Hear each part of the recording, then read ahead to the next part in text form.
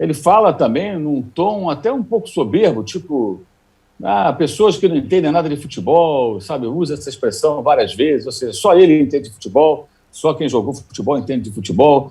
Bem, entender de futebol é uma coisa, entender de algum tipo de sacanagem é outra história, né? Isso é uma sacanagem com o Cruzeiro, isso é sacanagem com os times que brigavam com o Inter contra o rebaixamento. Isso não é correto.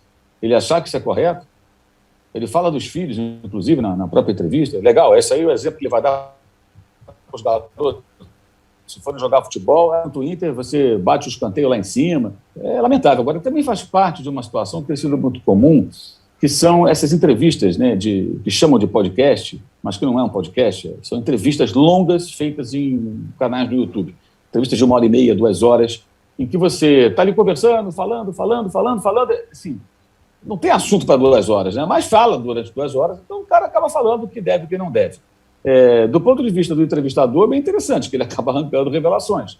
Então, fez bem ali o seu trabalho. Agora, para o entrevistado, é bom ele ficar bem atento para não falar o que não gostaria. Não sei se ele está arrependido ou não do que ele falou, a repercussão foi péssima e, obviamente, não poderia ser diferente.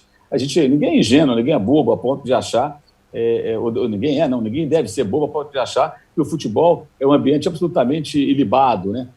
Se a gente vive num país onde acontece tanto tipo de picaretagem, é claro que pode acontecer no futebol, eventualmente, claro, só que você tem que ter provas para poder denunciar. Mas que existe, vai existir sempre, pode sempre estar sujeito a existir, como qualquer segmento.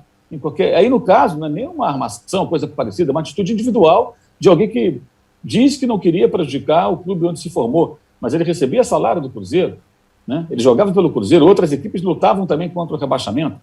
Então, primeiro, tem que ter o compromisso profissional. Então, quando ele fala, pessoas que não entendem de futebol, desse futebol que ele se refere aí, realmente, eu prefiro não entender. Deixa ele entendendo lá o futebol dele. E eu não sei se o torcedor do Inter deve estar achando muito divertido. Muitos torcedores do Inter devem estar achando divertido, porque foi uma demonstração de amor ao clube, né? Mas os torcedores do Cruzeiro e de outros clubes imaginam que não. E não me parece nada correto isso, evidentemente, né?